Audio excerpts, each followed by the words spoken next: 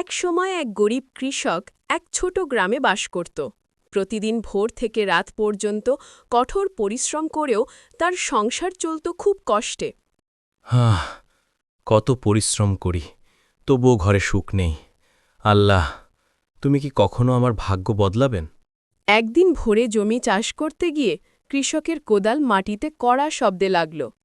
এটা আবার কি? মনে হচ্ছে এখানে কিছু আছে। মাটি সরিয়ে কৃষক একটি ছোট পুরনো কাঠের বাক্স পেল। বাক্স? ভিতরে কি আছে? বিস্তৃত সোনার বীজ! এই যে আশ্চর্য! সে বীজগুলো নিজের জমিতে বপন করল।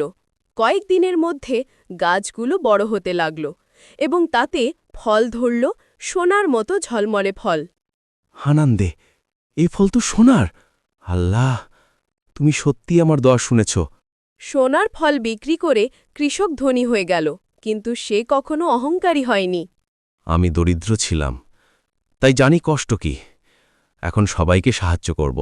কৃষক ভাই, আপনি আমাদের অনেক সাহায্য করছেন। আল্লাহ আপনাকে আরও বরকত দিন। সোনার বীজ শুধু কৃষকের জীবন বদলায়নি,